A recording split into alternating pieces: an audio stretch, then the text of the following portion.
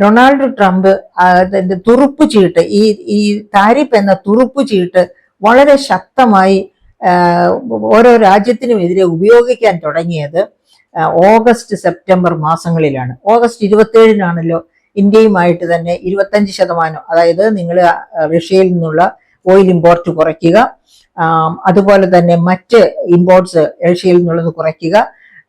അത് റഷ്യയിൽ നമ്മൾ ഇമ്പോർട്ട് ചെയ്യുന്നതിന് ഒരു പ്രധാനപ്പെട്ട കാരണം നമ്മുടെ കറൻസിയിൽ തന്നെ റഷ്യൻ റൂബിളും ഇന്ത്യൻ കറൻസിയും ഉപയോഗിച്ചാണ് അങ്ങോട്ടും ഇങ്ങോട്ടും കൊടുക്കൽ വാങ്ങലുകൾ. റഷ്യ ഇന്ത്യയിൽ നിന്നും ധാരാളം ഉൽപ്പന്നങ്ങൾ വാങ്ങാറുണ്ട്. റഷ്യയിൽ നിന്നും നമ്മുടെ ഇന്ധന ആവശ്യം 40% ഇന്ധന ഇറക്കുമതി ചെയ്യുന്നത് റഷ്യയിൽ നിന്നാണ്.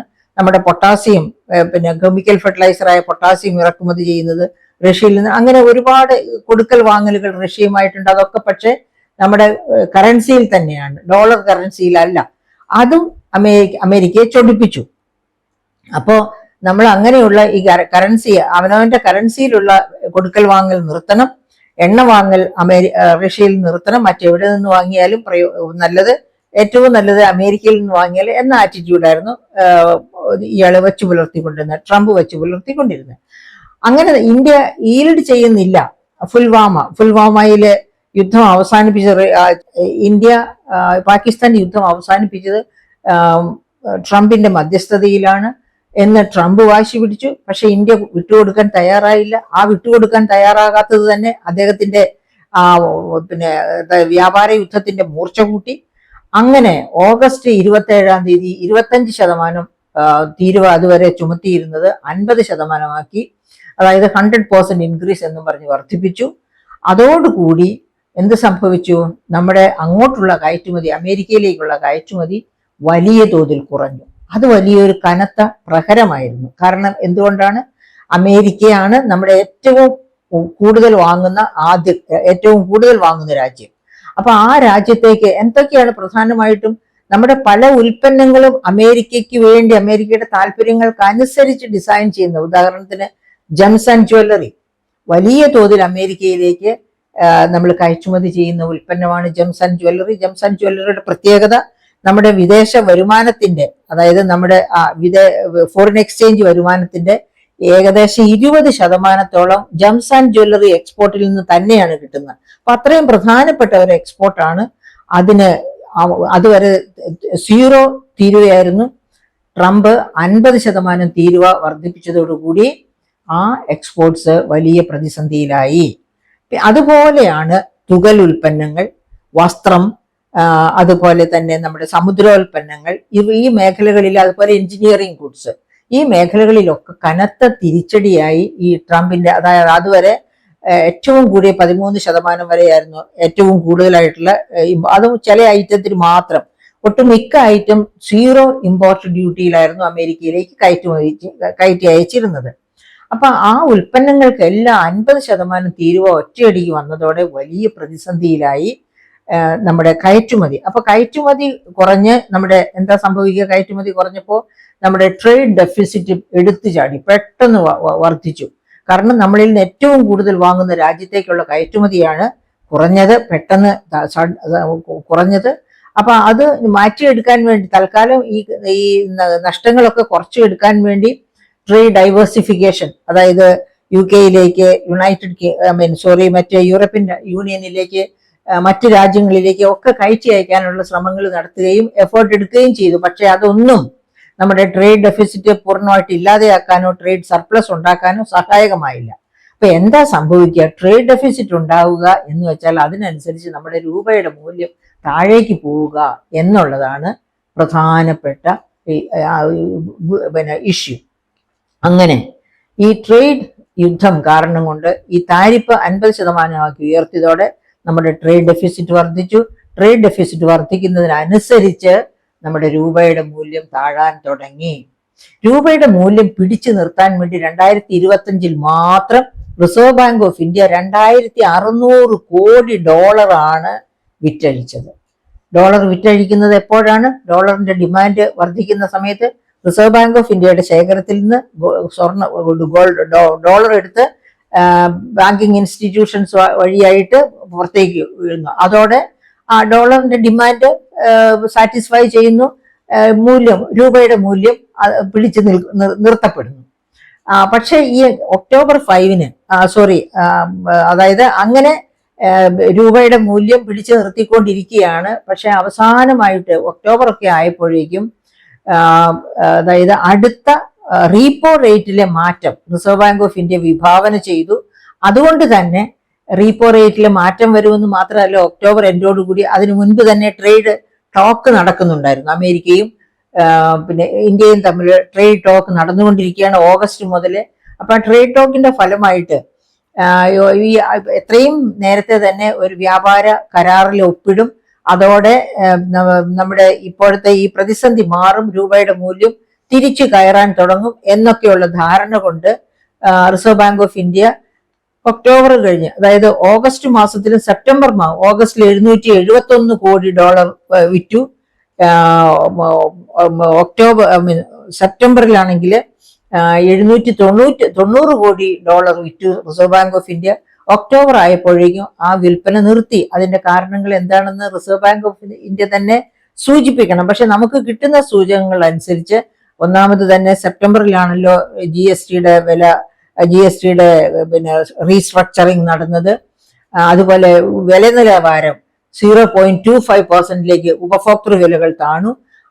പിന്നെ റീപ്പോ റേറ്റ് കുറയ്ക്കാൻ ഇരിക്കുകയായിരുന്നു. ഈ കാരണങ്ങൾ കൊണ്ടാകാം വീണ്ടും ഡോളർ പുറത്ത് വിൽക്കാനായിട്ട് റിസർവ് ബാങ്ക് ഓഫ് ഇന്ത്യ ശ്രമിക്കാതിരുന്നത്. ഏതായാലും ഒക്ടോബർ വളരെ ചീത്ത ഒരു മാസമായിരുന്നു. ഒക്ടോബർ ആയപ്പോഴത്തേക്ക് നമ്മുടെ ട്രേഡ് ഡെഫിസിറ്റ് വളരെ വർദ്ധിക്കുന്നു. സ്വർണത്തിന്റെ വിലയിൽ വലിയ തോതിൽ ചാഞ്ചാട്ടം തുടങ്ങുന്നു. അങ്ങനെ ചാഞ്ചാട്ടം തുടർന്നുകൊണ്ടിരിക്കുമ്പോൾ തന്നെ അതായത് യഥാർത്ഥത്തിൽ കറൻസിയുടെ മൂല്യം വീണ്ടും കുറഞ്ഞ് ഇപ്പൊ നമുക്കറിയാം ഒക്ടോബർ നവംബർ മാസങ്ങളിലൊക്കെ വലിയ ചാഞ്ചാട്ടമായിരുന്നു. ഡിസംബറിൽ തന്നെ ഇപ്പൊ ഈ കഴിഞ്ഞ ദിവസം തന്നെ നമുക്കറിയാം 90 രൂപ 90.56 90 രൂപ 56 പൈസ ഈസ് ഈക്വൽ ടു $1 എന്ന രീതിയിൽ രൂപയുടെ താഴേക്ക് പോകുന്നു. അങ്ങനെ അപ്പോഴും നമ്മൾ ശ്രമിച്ചുകൊണ്ടിരിക്കുകയാണ്. ട്രേഡ് ടോക്ക് നടന്നുകൊണ്ടിരിക്കുകയാണ്. ട്രേഡ് ടോക്ക് നടന്ന് വ്യാപാര തീരുമാനമായി കഴിഞ്ഞാൽ രൂപയുടെ മൂല്യം വീണ്ടും പതുക്കെ മുകളിലേക്ക് വരും, ഇപ്പോഴത്തെ ദുരവസ്ഥ മാറും എന്ന ധാരണയിൽ തന്നെയാണ് ഇരിക്കുന്നത്. പക്ഷെ ഈ സമയത്തെല്ലാം എന്താണ് സംഭവിക്കുന്നത്? വ്യക്തികൾക്ക് നമ്മുടെ ഷെയർ മാർക്കറ്റ് താഴാൻ തുടങ്ങി. ഷെയർ മാർക്കറ്റിൽ വലിയ ഇടിവ് സംഭവിക്കാൻ, നെഗറ്റീവ് ഗ്രോത്ത്, ഷെയർ മാർക്കറ്റിൽ ഇത് നെഗറ്റീവായി. അതുപോലെ തന്നെ അതുകൊണ്ട് ഈ ഇന്ത്യയും അമേരിക്കയും തമ്മിലുള്ള വ്യാപാര യുദ്ധം ഇങ്ങനെ കടുത്തു നിൽക്കുന്ന സാഹചര്യത്തിൽ ഫോറിൻ ഇൻസ്റ്റിറ്റ്യൂഷണൽ ഇൻവെസ്റ്റേഴ്സ്, അതായത് വിദേശ ധനകാര്യ സ്ഥാപനങ്ങൾ നമ്മുടെ സ്റ്റോക്ക് മാർക്കറ്റില് ബോംബെ സ്റ്റോക്ക് എക്സ്ചേഞ്ചിലും നാഷണൽ സ്റ്റോക്ക് എക്സ്ചേഞ്ചിലും ഒക്കെ ഇൻവെസ്റ്റ്മെന്റ് ഉള്ള വിദേശ ധനകാര്യ സ്ഥാപനങ്ങള്, അതുപോലെ തന്നെ വിദേശ ഷെയർ ഇൻവെസ്റ്റ് ചെയ്യുന്ന മറ്റ് സ്ഥാപനങ്ങൾ, ഇവരെല്ലാം വിറ്റ് അഴിക്കാൻ തുടങ്ങി. നമ്മുടെ ഓഹരി വിപണിയിലെ അവർ വാങ്ങിയിരുന്ന ഷെയറുകൾ വിറ്റഴിക്കാൻ തുടങ്ങി. അങ്ങനെ ഓഹരി വിപണി താഴേക്ക് പോകുന്നു. ഓഹരി വിപണി താഴേക്ക് പോകുമ്പോഴത്തേക്കും ഇന്ത്യക്കാർക്കാണെങ്കിലും ആർക്കാണെങ്കിലും ഓഹരി വിപണിയിൽ കൊണ്ടുവന്ന് ഇൻവെസ്റ്റ് ചെയ്യാൻ നിവൃത്തിയില്ല. അമേരിക്കൻ ഡോളർ ആണെങ്കിലും സ്ട്രോങ് അല്ലാതിരിക്കാൻ കാരണം അവിടെയും 0.25% റേറ്റ് ഓഫ് ഇൻട്രസ്റ്റ് കുറച്ചു. അപ്പൊ റേറ്റ് ഓഫ് ഇൻട്രസ്റ്റ് കുറയ്ക്കുകയാണെങ്കിൽ ആ കറൻസി ചീപ്പ് ആവുക ചെയ്യുന്നത്. നമ്മുടെ കറൻസിയുമായിട്ട് കമ്പാരിസൺ അല്ലല്ല, ഡോളർ പൊതുവെ കുറച്ച് വാല്യൂ കുറയുന്നു. അപ്പൊ പിന്നെ ആ കറൻസിയിൽ ഇൻവെസ്റ്റ് ചെയ്യുന്നതിനേക്കാൾ നല്ലത് സ്വർണത്തിൽ നിക്ഷേപിക്കുന്നതാണ്. അപ്പൊ ഇന്ത്യൻ കറൻസിയിൽ നിക്ഷേപിച്ചാൽ പറ്റത്തില്ല, ഇന്ത്യൻ കറൻസി വാല്യൂ താണുകൊണ്ടിരിക്കുന്നു, ഡോളർ കറൻസിയുടെ വാല്യൂവും താണുകൊണ്ടിരിക്കുന്നു, സ്റ്റോക്ക് മാർക്കറ്റും അങ്ങോട്ടും ഇങ്ങോട്ടും ചാഞ്ചാടിക്കൊണ്ടും നഷ്ടത്തിലും പോകുന്നു. ആ സാഹചര്യത്തിൽ ഏറ്റവും സ്ട്രോങ് ആയിട്ട് ഇൻവെസ്റ്റ് ചെയ്യാവുന്ന ഒരു മാധ്യമം ഒന്ന് മാത്രമാണുള്ളത്, അത് സ്വർണമാണ്. അപ്പൊ സ്വർണത്തിൽ തന്നെ ഇൻവെസ്റ്റ് ചെയ്യുന്ന പല രീതികൾ നമ്മളിപ്പോ കാണുന്നുണ്ട്. ഒന്നാമത് സ്വർണത്തിന്റെ തന്നെ ETF, അതായത് ഗോൾഡ് എക്സ്ചേഞ്ച് ട്രേഡ് ഫണ്ട്സ്, അത് സ്റ്റോക്ക് മാർക്കറ്റിൽ ഇൻവെസ്റ്റ് ചെയ്യുന്നത് പോലെ തന്നെ ഒരു ഡിമാറ്റ് അക്കൗണ്ടില് സ്വർണത്തിന്റെ പേരിൽ ഇൻവെസ്റ്റ് ചെയ്യുക. എന്നിട്ട് ആ സ്വർണത്തിന്റെ വില കൂടുകയും കുറയുകയും ചെയ്യുന്നതിനനുസരിച്ച് ഷെയർ മാർക്കറ്റിലെ ഷെയറുകൾ വിറ്റ് ഒഴിവാക്കുകയോ വാങ്ങി കൂട്ടുകയോ ചെയ്യുന്നത് പോലെ സ്വർണത്തിന്റെ വില കൂടുമ്പോൾ ഇവർ വിറ്റൊഴിവാക്കും. എന്താണ്? ലാഭം എടുക്കാൻ. സ്വർണത്തിന്റെ വില കുറയുമ്പോൾ ഈ ETF-കാരെ വാങ്ങിക്കും. എന്തിനാണ്? വില കുറഞ്ഞ സ്വർണം വാങ്ങാൻ. അപ്പൊ അങ്ങനെ വിൽപ്പനയും വാങ്ങലും ഒക്കെ ക്രമമായിട്ട് നടന്നുകൊണ്ടിരിക്കുന്നു. ഗോൾഡ് അതായത് മ്യൂച്വൽ ഫണ്ട്സ് പോലെയാണ്. ഗോൾഡിൽ ഇൻവെസ്റ്റ് ചെയ്യുക, അത് എന്നിട്ട് അതിന്റെ മൂല്യം കൂടുന്നതിനും കുറയുന്നതിനും അനുസരിച്ച് വിൽക്കുക, വാങ്ങുക, വിൽക്കുക, വാങ്ങുക, ഈ പ്രോസസ് നടത്തിക്കൊണ്ടിരിക്കും. അപ്പോൾ സ്വർണത്തിൽ തന്നെ നിക്ഷേപിക്കുന്നു, സ്വർണത്തിന്റെ ETF-ൽ അതായത് ഗോൾഡ് എക്സ്ചേഞ്ച് ട്രേഡിൽ നിക്ഷേപിക്കുന്നു. ആ തരത്തില് എല്ലാ വകയിലും സ്വർണത്തിൽ തന്നെ നിക്ഷേപം കൂടി വരുന്ന ഒരവസ്ഥ ഉണ്ടായി. അതിന്റെ കാരണം മറ്റ് സോഴ്സസ് ഒക്കെ, അതായത് ഡോളറും അതുപോലെ തന്നെ സ്റ്റോക്ക് മാർക്കറ്റും ഒരു വിശ്വസനീയമല്ല എന്ന ഒരു രീതിയിൽ നിൽക്കുന്നത് കൊണ്ട് ആണ്. അപ്പൊ ഇനി എങ്ങനെയാണ് ഇത് 1,00,000-ന് മുകളിൽ പോകുമോ?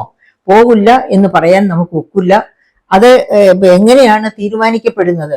എപ്പോഴാണോ ഇന്ത്യയും ഞാൻ നേരത്തെ തന്നെ സൂചിപ്പിച്ചല്ലോ, ഇത്ര വില കൂടിയിരിക്കുമ്പോഴാണ് 200% ഇമ്പോർട്ട് സ്വർണത്തിന്റെ ഒക്ടോബറിൽ തന്നെ 200% വർധനവാണ് സ്വർണത്തിന്റെ ഇറക്കുമതിയിൽ ഉണ്ടായത്. വേൾഡ് ഗോൾഡ് കൗൺസിൽ പറയാറുണ്ട്, ഇന്ത്യയിൽ വിൽക്കപ്പെടുന്ന സ്വർണത്തിന്റെ 20% വിൽക്കുന്നത് കേരളത്തിലാണെന്ന്. അപ്പൊ നമുക്കറിയാം, ഇതുപോലെ സ്വർണത്തിന്റെ വിലയിൽ വർധനവുണ്ടായപ്പോ, ഇമ്പോർട്ടിൽ വർധനവുണ്ടായപ്പോ ആ ഇമ്പോർട്ടിന്റെ ഒരു ഭാഗം കേരളത്തെയും ബാധിച്ചിട്ടുണ്ട്. കേരളവും അതിന് അകത്ത് പാർട്ടിസിപ്പേറ്റ് ചെയ്തിട്ടുണ്ട്. അപ്പൊ അങ്ങനെ ഗോൾഡ് അതിന്റെ വില ഉയർന്നു നിൽക്കുന്ന ഈ സാഹചര്യത്തിൽ എന്താണ് നാം പ്രതീക്ഷിക്കേണ്ടത്? നാം പ്രതീക്ഷിക്കേണ്ടത് മറ്റൊന്നുമല്ല, ട്രംപും ഇന്ത്യയും തമ്മിലുള്ള വ്യാപാര കരാറ് ഒപ്പിടുന്നു എന്ന് വച്ചോളൂ. അത് ഓഗസ്റ്റിലെ തുടങ്ങിയതാണ് ചർച്ചകൾക്കുള്ള ആരംഭം. വളരെ സീരിയസ് ആയിട്ട് പലവട്ടം ചർച്ചകൾ നടന്നു കഴിഞ്ഞു. ഈ ആഴ്ചയില് എന്ന് പറഞ്ഞാണ് ഓരോ പ്രാവശ്യവും നമ്മുടെ എക്സ്റ്റേണൽ അഫയേഴ്സ് മിനിസ്ട്രി കാര്യങ്ങൾ പറഞ്ഞുകൊണ്ടിരിക്കുന്നത്. ഒരു പക്ഷേ ഈ ആഴ്ച തന്നെ അല്ലെങ്കിൽ ക്രിസ്മസിന് മുൻപ് തന്നെ ഈ ട്രേഡ് കരാറിൽ ഒപ്പുവെക്കാം. അങ്ങനെ ട്രേഡ് നമ്മുടെ ഇപ്പോഴത്തെ ഈ 50% നിൽക്കുന്ന ഡ്യൂട്ടി താഴേക്ക് ഒരു 20%-ലേക്കോ 15%-ലേക്കോ ഒക്കെ വരികയാണെങ്കിൽ തീർച്ചയായിട്ടും സ്വർണത്തിന്റെ നില മെച്ചപ്പെടും. എന്ന് വെച്ചാൽ 100-ലേക്ക് നില മെച്ചപ്പെടുക വെച്ചാൽ വില കൂടുകയാണ് ചെയ്യേണ്ടത്. പക്ഷെ നമ്മളെ സംബന്ധിച്ച്, ഉപഭോക്താക്കളെ സംബന്ധിച്ച് സ്വർണത്തിന്റെ വില മെച്ചപ്പെടുക എന്ന് പറഞ്ഞാൽ സ്വർണത്തിന്റെ വില സ്ലൈഡ് ഡൗൺ ചെയ്യുക, താഴേക്ക് വരിക. അങ്ങനെ താഴേക്ക് വരും. അങ്ങനെ താഴേക്ക് വന്ന് കുറച്ചും കൂടി ആശ്വാസകരമായ രീതിയിൽ എത്തും എന്ന് വേണം നമുക്ക് വിശ്വസിക്കാൻ. പക്ഷേ അത് ഗോൾഡ് ETF-കാരെ സംബന്ധിച്ച് ഇഷ്ടമുള്ള സംഗതി ആയിരിക്കില്ല. അവരെപ്പോഴും ആഗ്രഹിക്കുന്നത് വാങ്ങി വെച്ചിരിക്കുന്ന സ്വർണം ഉയർന്ന വിലയ്ക്ക് വിൽക്കണം എന്ന് തന്നെയായിരിക്കും. ഏതായാലും സാധാരണ ഉപഭോക്താക്കളെ സംബന്ധിച്ച് 100-ന് മുകളിലേക്ക് പോകാൻ പാടില്ല. അതിന് താഴെ വെച്ച് തന്നെ അതിന്റെ വില സ്ഥിരം താഴേക്ക് വരുന്ന ഒരവസ്ഥ ഉണ്ടാകണം. അതിന് നമ്മുടെ വ്യാപാര കരാറിൽ ഒപ്പുവെക്കുക തന്നെ ചെയ്യണം. വ്യാപാര കരാറിൽ ഒപ്പുവെക്കുക. അത് തന്നെയല്ല, ഇപ്പോ ട്രംപ് കുറച്ചൊക്കെ താഴേക്ക് വന്നിട്ടുണ്ട്. പക്ഷെ പുൽവാമയുടെ കാര്യത്തിൽ ഇപ്പോഴും ഇന്ത്യ ഗവൺമെന്റ് ട്രംപ് പറയണതാണ് ശരി എന്ന് അംഗീകരിക്കുന്നില്ല. എങ്കിൽ തന്നെയും നിങ്ങൾ റഷ്യയിൽ നിന്ന് എണ്ണ വേണമെങ്കിൽ വാങ്ങിച്ചോളൂ. കാരണം ഇപ്പൊ ഒരു പുതിയ ത്രികോണം വരുന്നുണ്ട്. റഷ്യ, ചൈന, അമേരിക്ക, ഇവര് 3 കൂട്ടരും കൂടെ ഒന്നിച്ചു നിൽക്കുക. ആ തരത്തിലേക്ക് അങ്ങനെ വരികയാണെങ്കിൽ നല്ലതാണ്. ഒരു 3ാം ലോക മഹായുദ്ധം നമുക്ക് പ്രതീക്ഷിക്കേണ്ട, ആ ഭയവും വേണ്ട. അങ്ങനെ വരുന്ന പക്ഷം യുക്രൈൻ പ്രശ്നങ്ങളും തീരും. പക്ഷെ ഇപ്പൊ നമുക്കറിയാം, ഓസ്ട്രേലിയയില് യഹൂദന്മാർക്കെതിരെ അവിടെ നടന്ന എന്തോ ആഘോഷ പരിപാടിക്കെതിരെ എന്താണ് പറയുക, ബോംബാക്രമണം ഉണ്ടായതും കുറച്ചു പേര് മരിച്ചതും ഒക്കെ നമ്മൾ അറിയുന്നുണ്ട്. അപ്പൊ എവിടുന്നെങ്കിലുമൊക്കെ എപ്പോഴും വന്നുകൊണ്ടിരിക്കും. എങ്കിൽ പോലും ഈ 3 ശക്തികൾ, ചൈന, അമേരിക്ക, റഷ്യ, ഈ 3 ശക്തികൾ ഒരു ത്രികോണം പോലെ നിൽക്കുകയാണെങ്കിൽ തീർച്ചയായിട്ടും ലോക സമാധാനത്തിന് അത് കുറച്ചും കൂടി കരുത്താകും എന്ന് തന്നെ നമുക്ക് പ്രതീക്ഷിക്കാം.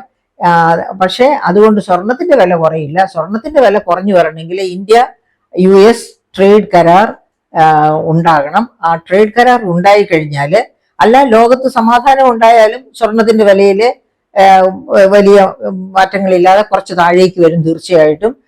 ഇന്ത്യ US കരാർ നടപ്പായി കഴിഞ്ഞാൽ തീർച്ചയായിട്ടും കരാർ എക്സിക്യൂട്ട് ചെയ്ത് കഴിഞ്ഞാൽ തീർച്ചയായിട്ടും സ്വർണത്തിന്റെ വില കുറഞ്ഞു വരും. കാരണം അത് വഴിയായിട്ട്, അതായത് ആ ട്രേഡ് കരാർ വഴിയായിട്ട് നമ്മുടെ ട്രേഡ് ഡെഫിസിറ്റ് കുറയും, നമ്മുടെ കറൻസിയുടെ മൂല്യം വർദ്ധിക്കും, അമേരിക്കൻ കറൻസിയുടെ മൂല്യവും വർദ്ധിക്കും. അങ്ങനെയൊക്കെ വരുമ്പോഴേക്കും നമുക്ക് ഇൻവെസ്റ്റ് ചെയ്യുന്നത് അമേരിക്കൻ കറൻസിയിലാകാം, ഇന്ത്യൻ കറൻസിയിലാകാം, സ്റ്റോക്ക് മാർക്കറ്റിലാകാം, സ്വർണത്തിലാകാം.